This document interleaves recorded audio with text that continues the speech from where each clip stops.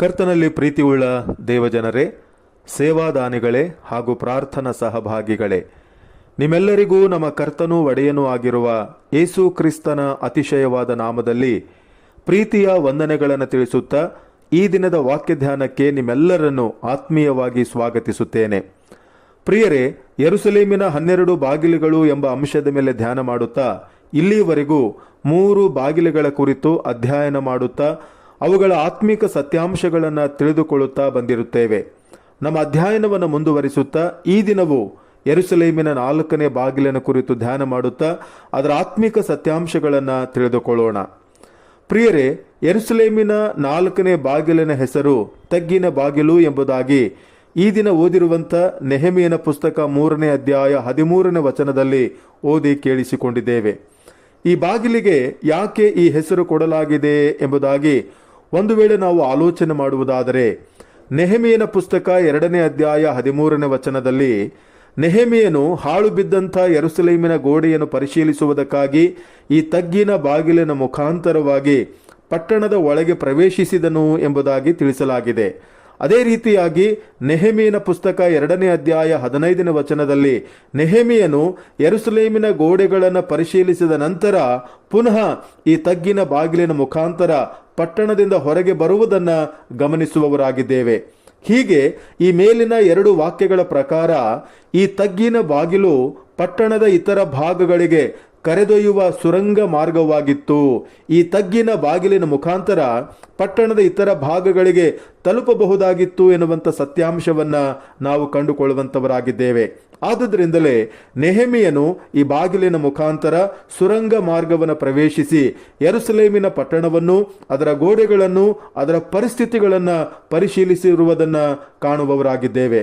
ಪ್ರಿಯರೇ, ಈ ತಗ್ಗಿನ ಬಾಗಿಲಿನ ಮುಖಾಂತರ ನಾವು ಕಲಿತುಕೊಳ್ಳುವ ಆತ್ಮಿಕ ಪಾಠವೇನೆಂದರೆ, ಈ ಲೋಕದಲ್ಲಿ ಜೀವಿಸುತ್ತಿರುವಂಥ ದೇವರ ಮಕ್ಕಳಾದ ನಾವು ಕೆಲವು ಸಂದರ್ಭಗಳಲ್ಲಿ ನಮ್ಮ ಜ್ಞಾನದ ವಿಷಯದಲ್ಲಿ, ನಮ್ಮ ಪರಾಕ್ರಮದ ವಿಷಯದಲ್ಲಿ, ನಮ್ಮ ಐಶ್ವರ್ಯದ ವಿಷಯದಲ್ಲಿ, ಘನತೆಯ ವಿಷಯದಲ್ಲಿ ನಮ್ಮನ್ನು ನಾವು ಹೆಚ್ಚಿಸಿಕೊಂಡು ದೇವರ ಮುಂದೆ ಅಹಂಕಾರಿಗಳಾಗಿ, ಗರ್ವಿಷ್ಠರಾಗಿ ಕಂಡುಬರುವಂಥವರಾಗಿದ್ದೇವೆ. ಇಂಥ ಅಹಂಕಾರ, ಇಂಥ ಗರ್ವ ನಮ್ಮನ್ನು ನಾಶನಕ್ಕೆ ಕೊಂಡೊಯ್ಯುವಂಥದ್ದಾಗಿದೆ. 5ನೇ ಕೀರ್ತನೆ 5ನೇ ವಚನದಲ್ಲಿ ಒಂದು ವೇಳೆ ನಾವು ಗಮನಿಸುವುದಾದರೆ, ಸೊಕ್ಕಿನವರು ದೇವರ ಸನ್ನಿಧಿಯಲ್ಲಿ ನಿಲ್ಲಲಾರರು ಎಂಬುದಾಗಿ ದೇವರ ವಾಕ್ಯ ನಮ್ಮನ್ನು ಎಚ್ಚರಿಸುವಂಥದ್ದಾಗಿದೆ. ತಮ್ಮ ಜ್ಞಾನ, ಪರಾಕ್ರಮ, ಐಶ್ವರ್ಯದ ವಿಷಯದಲ್ಲಿ ಹೆಚ್ಚಳಪಟ್ಟು ದೇವರಿಂದ ಪೆಟ್ಟು ತಿಂದಂಥ ಅನೇಕ ವ್ಯಕ್ತಿಗಳನ್ನು ನಾವು ದೇವರ ವಾಕ್ಯದಲ್ಲಿ ಕಾಣಬಹುದಾಗಿದೆ. ಆದುದರಿಂದ ಆಗಾಗ ನಮ್ಮ ಆತ್ಮಿಕ ಜೀವಿತವನ್ನು ಪರಿಶೀಲಿಸಿಕೊಳ್ಳಬೇಕು.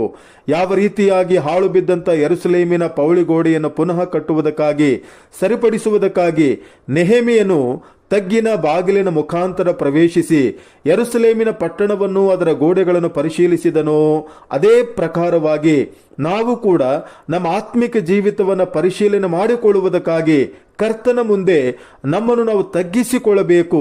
ದೀನತೆ ಎಂಬ ವಸ್ತ್ರವನ್ನು ಧರಿಸಿಕೊಂಡು ನಮ್ಮ ಆತ್ಮಿಕ ಜೀವಿತವನ್ನು ಪರಿಶೀಲಿಸಿಕೊಳ್ಳಬೇಕು.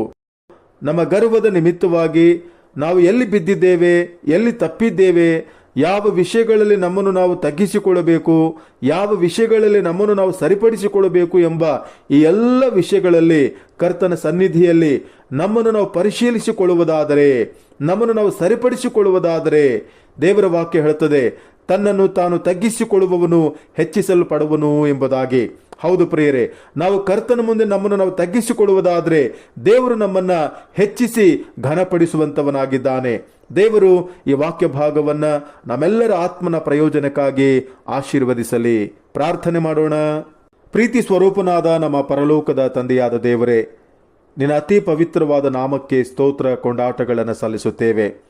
ಯಾವ ರೀತಿಯಾಗಿ ನೆಹೆಮೀಯನು ತಗ್ಗಿನ ಬಾಗಿಲಿನ ಮೂಲಕವಾಗಿ ಪ್ರವೇಶಿಸಿ ಯೆರೂಸಲೇಮಿನ ಹಾಳು ಬಿದ್ದಂಥ ಗೋಡೆಗಳನ್ನು ಪರಿಶೀಲಿಸಿದನೋ ಹಾಗೆ ನಾವು ಕೂಡ ನಿನ್ನ ಸನ್ನಿಧಿಯಲ್ಲಿ ನಮ್ಮನ್ನು ನಾವು ತಗ್ಗಿಸಿಕೊಂಡವರಾಗಿ ನಮ್ಮ ಆತ್ಮಿಕ ಜೀವಿತದಲ್ಲಿರುವಂಥ ಲೋಪದೋಷಗಳನ್ನು ಪರಿಶೀಲಿಸಿಕೊಳ್ಳುವುದಕ್ಕೆ ಬೇಕಾದಂಥ ಜ್ಞಾನದ ಹೃದಯವನ್ನು ಅನುಗ್ರಹ ಮಾಡು ಎಂಬುದಾಗಿ ನಾವು ಪ್ರಾರ್ಥಿಸುವಂಥವರಾಗಿದ್ದೇವೆ. ಹೌದು ಕರ್ತನೆ, ನಾವು ಎಲ್ಲಿ ಬಿದ್ದಿದ್ದೇವೆ, ಎಲ್ಲಿ ತಪ್ಪಿ ಹೋಗಿದ್ದೇವೆ, ಎಲ್ಲಿ ನಮ್ಮನ್ನು ನಾವು ತಿದ್ದಿ ಸರಿಪಡಿಸಿಕೊಳ್ಬೇಕೆನ್ನುವಂಥ ಈ ಎಲ್ಲ ವಿಷಯಗಳಲ್ಲಿ ನಾವು ಎಚ್ಚರ ವಹಿಸಿದವರಾಗಿ ನಮ್ಮ ಆತ್ಮಿಕ ಜೀವಿತವನ್ನು ಪುನಃ ನಿನ್ನ ಸನ್ನಿಧಿಯಲ್ಲಿ ಕಟ್ಟಿಕೊಳ್ಳುವುದಕ್ಕೆ ಬೇಕಾದಂಥ ಜ್ಞಾನದ ಹೃದಯ ಜಯೋದಯವನ್ನ ಅನುಗ್ರಹ ಮಾಡು. ಮತ್ತೊಮ್ಮೆ ಈ ದಿನದ ನಮ್ಮ ಸೇವಾ ಕಾರ್ಯಗಳನ್ನು ನಿನ್ನ ಕರಗಳಲ್ಲಿ ಒಪ್ಪಿಸಿಕೊಡುತ್ತೇವೆ. ಆಶೀರ್ವಾದ ಮಾಡು. ಈ ವಾಕ್ಯಗಳನ್ನು ಕೇಳಿಸಿಕೊಳ್ಳುವಂಥ ಪ್ರತಿಯೊಬ್ಬೊಬ್ಬರ ಜೀವಿತಗಳನ್ನು ನಿನ್ನ ಆಶೀರ್ವಾದ ಮಾಡು. ಅವರು ನಿನ್ನ ಸನ್ನಿಧಿಯಲ್ಲಿ ತಗ್ಗಿಸಿಕೊಳ್ಳುವಾಗ ಉನ್ನತವಾದಂಥ ಆಶೀರ್ವಾದಗಳಿಂದ ತುಂಬಿಸಿ ನಿನ್ನ ಮಕ್ಕಳನ್ನು ಹೆಚ್ಚಿಸಿ ಘನಪಡಿಸು. ಯೇಸುವಿನ ನಾಮದಲ್ಲಿ ಬೇಡಿದ್ದೇವೆ ಕರ್ತನೇ, ಆಮೇನ್.